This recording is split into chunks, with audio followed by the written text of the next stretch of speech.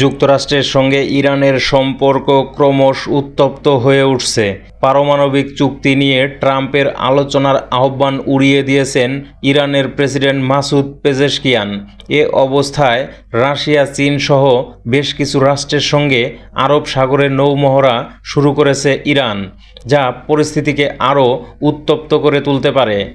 মার্কিন president Donald ট্রাম্পকে উদ্দেশ্য করে ইরানের প্রেসিডেন্ট মাসুদ পেজেশকিয়ান বলেন, হুমকির মুখে ইরান কখনো যুক্তরাষ্ট্রের সঙ্গে আলোচনায় বসবে না।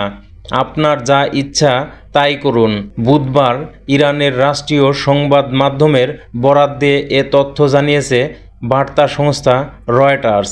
সম্প্রতি ডোনাল্ড ট্রাম্প ইরানকে নতুন পারমাণবিক চুক্তি নিয়ে আলোচনায় অংশ নেওয়ার আহ্বান জানিয়ে একটি চিঠি পাঠিয়েছিলেন।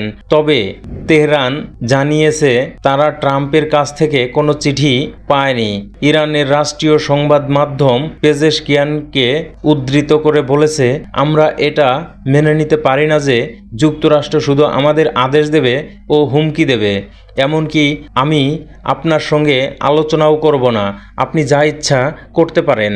এ বিষয়ে ইরানের সর্বোচ্চ নেতা আয়াতুল্লাহ আলী খমেনি যুক্তরাষ্ট্রের উদ্দেশ্যে কড়া মন্তব্য করেছেন।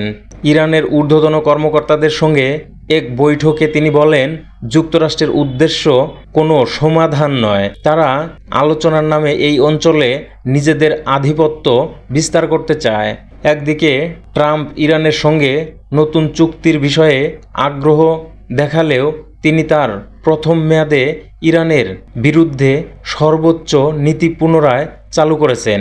এর আওতায় তিনি ইরানকে বিশ্ব অর্থনীতি থেকে বিচ্ছিন্ন করা এবং তাদের তেল রপ্তানি শূন্যের কোঠায় নামিয়ে আনার পরিকল্পনা করেছিলেন।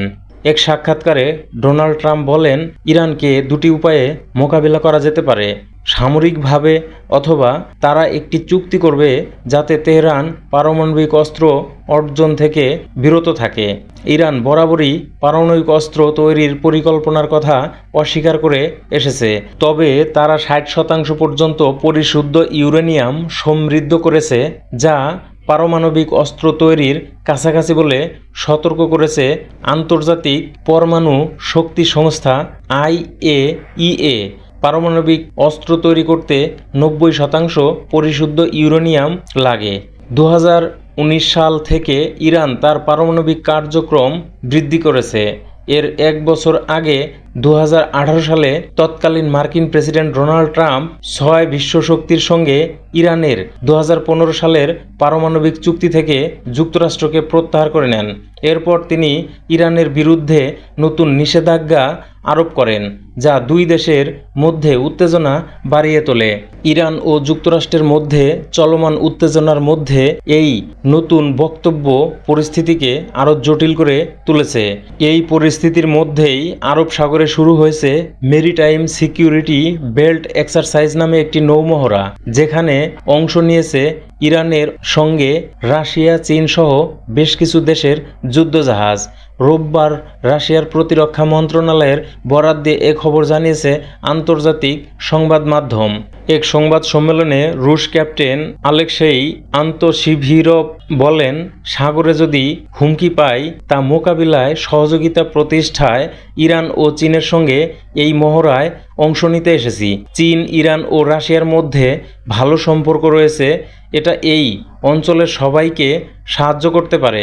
সামরিক এই মহড়ায় নিজেদের type O52D guided missile destroyer Baotou এবং সাপ্লাই শিপ গাও ইউহো অংশ নেবে বলে ঘোষণা দিয়েছে বেইজিং।